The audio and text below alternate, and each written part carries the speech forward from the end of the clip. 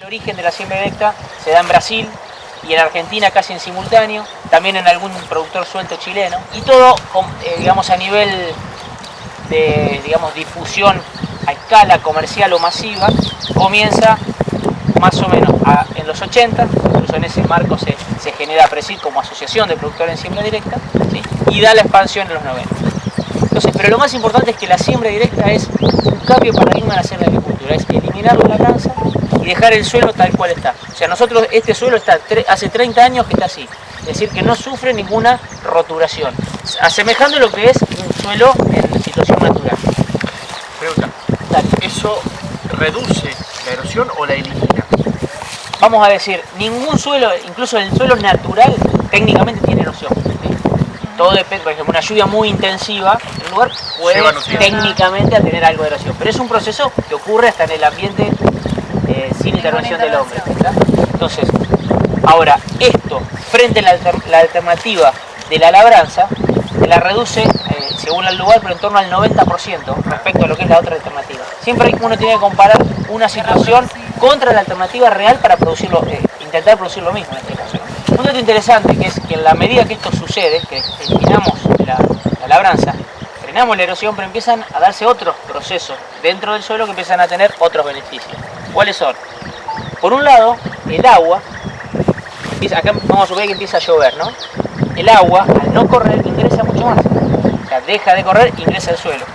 A su vez, esa agua que ingresó al suelo, luego, al tener un colchón de rastrojo, de cobertura, ¿sí? De paja, esto fíjense que hay un rastrojo de maíz del año pasado, se genera un mulch que lo que hace es impedir que se evapore o minimizar la evaporación. Entonces, más agua, toda el agua llovida, la tengo en el suelo disponible para el cultivo. Consecuencia, quienes entraron en siembra directa, en los primeros años, lo que vieron es que además tenían más agua disponible para el cultivo. Dicho en términos de eficiencia biológica, aumentó la eficiencia del uso del agua. Por cada milímetro llovido puedo producir más kilos de grano. Lo que dijo hoy Borlaug, él lo dijo, Mohan Kohli de la experiencia de Borlaug con el riego, acá lo hacemos con lluvia, pero el concepto es el mismo. Con labranza o con siembra directa llueve lo mismo. Ahora, yo con siembra directa lo que hago es minimizar la pérdida de agua y que más agua pueda ser aprovechada por mi cultivo, entonces aumento la productividad con la misma oferta ambiental. O sea, la oferta ambiental de luz, de lluvia, de aire es la misma, de suelo. Lo que yo hago es usar más eficientemente los recursos y si hago después una ecuación, produzco más kilos de grano por cada unidad de recurso natural. Entonces, desde la productividad es mejor, pero también desde la conservación del recurso suelo, ¿sí? Porque este suelo, y ahora lo vamos a arrancar, pero uno si empieza a sacar, ¿sí? Empieza a sacar así raíces, lo que ve es que el suelo está muy, lo que nosotros llamamos estructurado, es decir, por esta parte no es la mejor, que ven que tiene algo laminar porque acá es la cabecera donde se pisa. Vamos a ver adentro, está mucho más estructurado. ¿Qué quiere decir eso?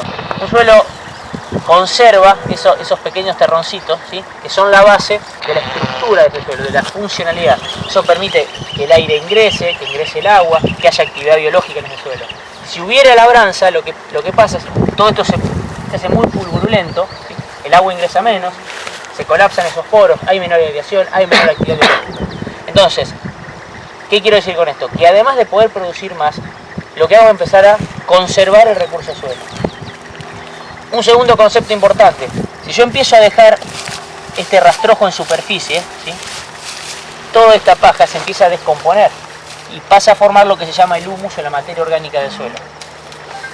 La materia orgánica es el principal indicador de salud o de calidad del suelo, ¿sí? Entonces, en siembra directa uno recupera tenores de materia orgánica perdidos en convencional.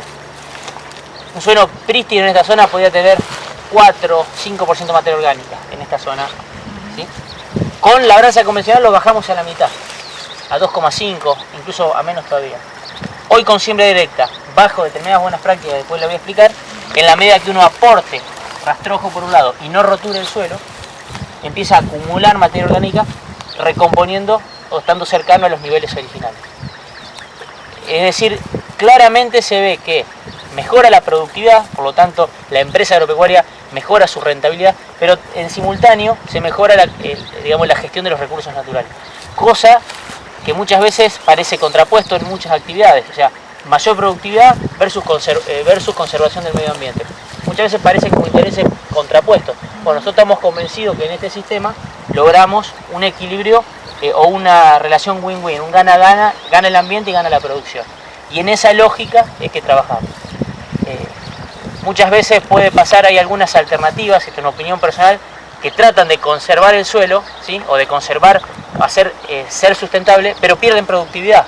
Entonces, me parece que es mucho más sustentable algo que conserve el recurso, pero también que me aumente la productividad. Una pregunta, si esto es tan así, y además debe ser demostrable seguramente, Sí, ¿no? ¿Por qué se sigue usando el otro sistema? El otro sistema en Argentina prácticamente, no digo que desapareció, el sistema con labranza, pero siempre directo hoy puedo decir uno que es un 70%, ¿sí? de la agricultura actual. Sí hay una diferencia entre las calidades de siembra directa que se hacen. ¿Por qué? Porque ahora ya les voy a contar qué buenas prácticas deben acompañar a la siembra directa para que accedamos a un escalón, llamémosle un escalón.